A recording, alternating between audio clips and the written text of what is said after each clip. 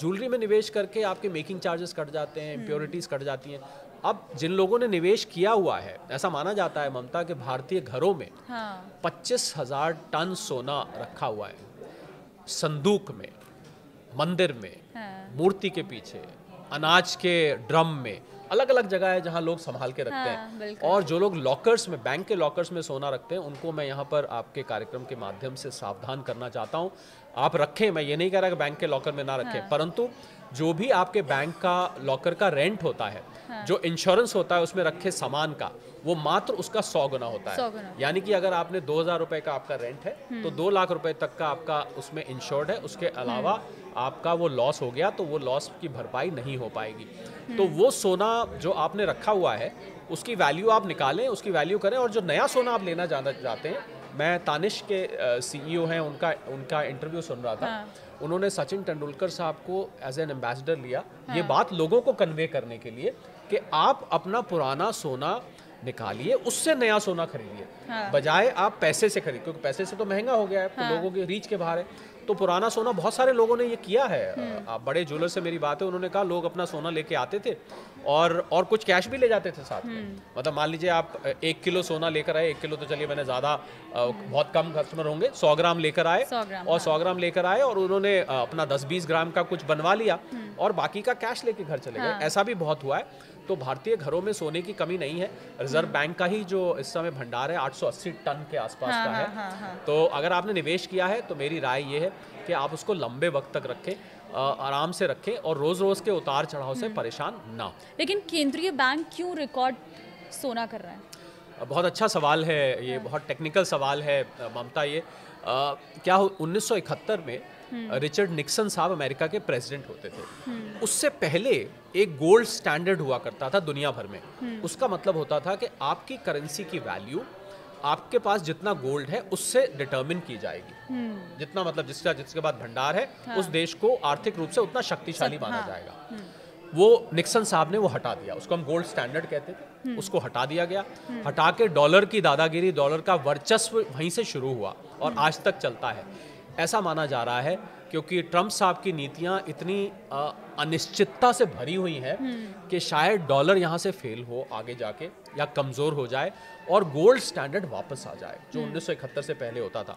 तो दुनिया भर के सेंट्रल बैंक्स जो कि खूब इकोनॉमिक्स को जानते हैं, दुनिया भर की अर्थव्यवस्था को जानते हैं, वो धीरे धीरे सोने का भंडार इकट्ठा करे जा रहे हैं। उनको ऐसा लग रहा है कि शायद डॉलर फेल हो जाए। तो मैं ये आपकी बात, इसी बात से जुड़ी हुई बात बोलने जा रहा हूँ कि सोने का लगातार बढ़ना इस बात का सूचक है कि दुनिया की अर्थव्यवस्था में कहीं कोई ऐसी छुपी समस्या है जो हमें और आपको नहीं दिखाई दे रही है। तो ये एक, मतलब सोने का बढ़ना जहाँ एक तरफ सोने के निवेशकों के लिए अच्छा है, परंतु वैश्विक अर्थव्यवस्था के लिए ये बहुत अच्छा नहीं माना जाता। ये खतरे की घंटी माना जाता है कि कहीं ऐसा तो नहीं आर्थिक मंदी बड़ी आने वाली है, या कोई ऐसा बड़ा आर्थिक संकट आने वाला है जो कि हमें अभी नहीं दिखाई दे रहा है। तो क्या ये डॉलर की बादशाहत पर भी खतरा है? बिल्कुल खतरा है। मैंने आपको बताया कि डॉलर की बादशाहत को खतरा को लेकर तो अमेरिका में कुछ लॉबी इसको बेचने, सोने को नीचे करने की कोशिश कर रहे हैं, और चाइना इसको ऊंचा। बिल्कुल डॉलर की बादशाहत को खतरा, तो अमेरिका जिस तरीके से अपने आप को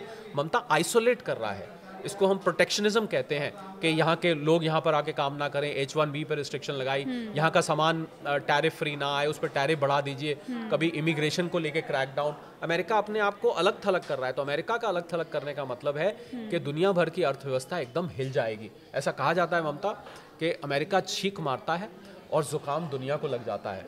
तो अमेरिका के में लागू की गई कोई भी आर्थिक नीति दुनिया भर को प्रभावित करती है। बिल्कुल, अगर डॉलर यहाँ से हिलता है तो मुझे लगता है एक नए प्रकार की अर्थव्यवस्था जिसमें सोना सबसे ऊपर सामने उभर के आ सकता है। करेंसी तो नहीं बनेगा, ये तो नहीं हो सकते कि आप ब्रेड सोने के बदले में लेके आए या दूध खरीद के लाएं, परंतु एक वैल्यू का मेजर बन जाएगा, यानी कि किसी भी वैल्यू को माप तोल करने का एक आधार बन जाएगा। और दुनिया भर में सोना आप कहीं भी जाके खरीद सकते हैं, बेच सकते हैं, कोई इसमें परेशानी नहीं आती है।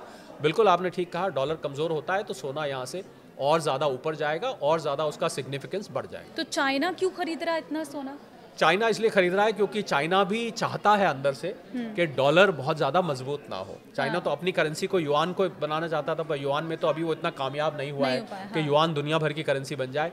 उसको लग रहा है कि सोना एक ऐसी चीज़ है जो हम अपने यहाँ भंडार इकट्ठा कर लें तो डॉलर के वर्चस्व को हम चैलेंज कर सकते हैं चाइना के खरीदने की वजह। चाइना और अमेरिका का जो कोल्ड वॉर है, इसके कारण चाइना सोने का भंडार इकट्ठा कर रहा है, और चाइना को भी कहीं लग रहा है कि डॉलर कमज़ोर हुआ तो अगर हमारे पास ज़्यादा सोना हुआ तो हम दुनिया भर पर अपना अधिकार ज़्यादा जमा पाएंगे। तो देखिए, ये है सोने चांदी का मार्केट। ये कब बढ़ेगा कब घटेगा इसके लिए कुछ अंदाज़ा नहीं लगाया जा सकता। इस वीडियो के साथ ही मैं आपको एक और यहाँ पर ज़रूर नोट देना चाहूँगी कि सोने में इन्वेस्टमेंट आप अपनी मर्ज़ी से, अपने फाइनेंशियल एडवाइज़र की मर्ज़ी से करें। ये वीडियोस का मकसद सिर्फ और सिर्फ आपको सोने और चांदी के मार्केट के बारे में पूरी जानकारी देना है कि आखिर मार्केट में क्या चल रहा है, क्या वजह है इसके बढ़ने की और क्या वजह हो सकती है इसके घटने की, फ्लक्चुएशन होगा या नहीं होगा, ये सारी डिटेल जानकारी इस वीडियो के जरिए देने का मकसद था।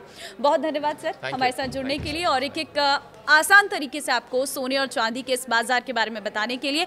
तो फिलहाल इस वीडियो में सारी आपकी छोटी छोटी चीज़ों को हमने नोट किया है, जो आपके सवाल थे वो रखे हैं। इस वीडियो को आप शेयर ज़रूर करना ताकि सभी लोगों को सोने और चांदी के इस मार्केट के बारे में पता चल सके और निवेश करने से पहले वो सोच सकें। नमस्कार।